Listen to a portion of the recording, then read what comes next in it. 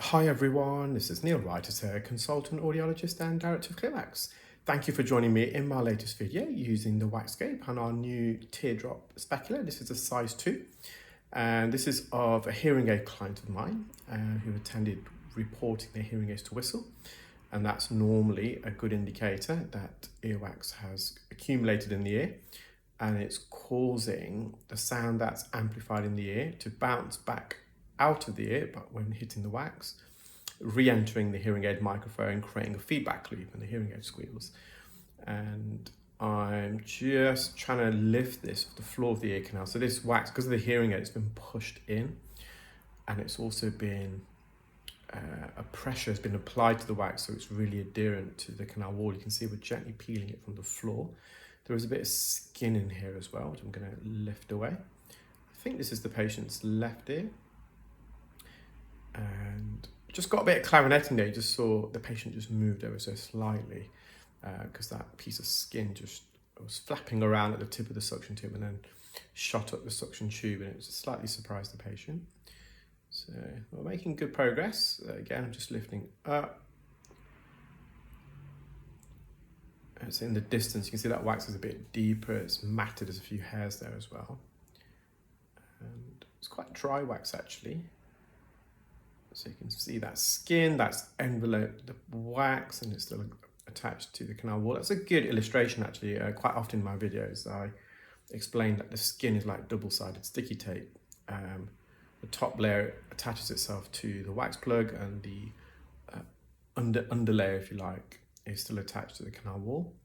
So we got that plug away. Now there's a bit of wax here. You'll be surprised how much wax is here, because this extends all the way to the eardrum. And I'm using a slightly smaller suction tip. This is probably a 17 gauge.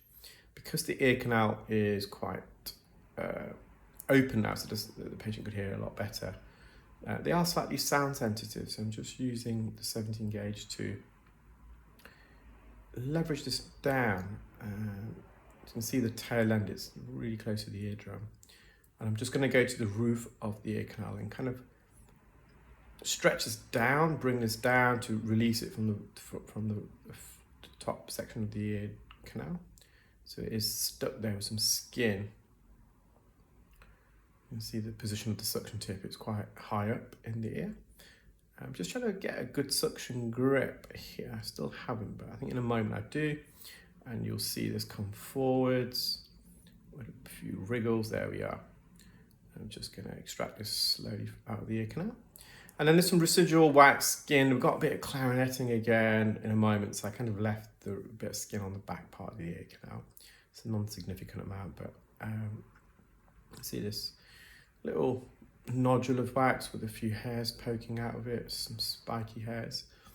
We'll get a good vision on the eardrum in a moment. So they have got opaqueness of the eardrum, so that's due to sclerosis, some scar tissue calcification of the middle layer of the eardrum, the fibrous connective tissue layer. So it just thickens the eardrum ever so slightly. Quite often it doesn't contribute or lead to a hearing loss unless the ossicles are included. So if you've got some calcification, some scar tissue, that's also attached to the 3 middle ear bones, then you can develop a bit of a hearing loss as a result of that.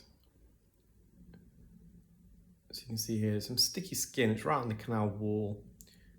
So I'm just hovering over. It comes away brilliant. If not, we don't want to scratch the patient's ear canal trying to remove that. I think with the WAXscope again, it just always looks a lot more magnified. So I'm just stretching open the ear. And that's the eardrum. So moving on to their right ear now. So this ear was actually a bit more blocked. I think it came away slightly easier. So again, just like the left ear, I'm just going to lift this off the floor of the ear canal. I'm just trying to separate this plug. There's a bit of skin here as well. I'm just going to refocus, just going to decide which part of the wax I'm going to aim for. I'm just going for a slightly darker section to the right to begin with. It's a bit You see, it's quite adherent there. It's not moving a lot. So possibly, let's see. I moved to the left, but I think I'm getting some movement now. I'm just going to go a bit lower and kind of lift this up. So there's a little step here in the ear canal. So we just need to lift it up and away, out of the step. And you can see there's a lot of wax hidden in that, beyond that step. You can see its surface now as I'm lifting this plug up and away.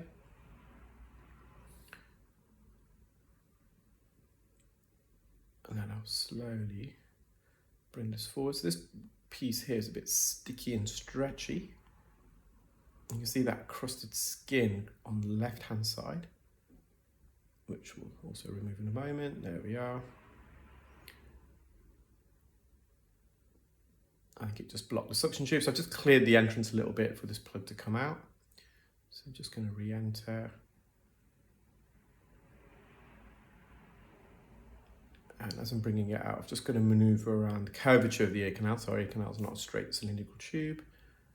There we are. So it's going to come out in a nice large plug. I think there's some non-significant wax coat in the canal wall, which we're going to try and mop up for the patient as well. There's that plug that we removed. Oh, I forgot to edit this bit out of the video. So I'm just going to re-enter. So the eardrum is fully visible already.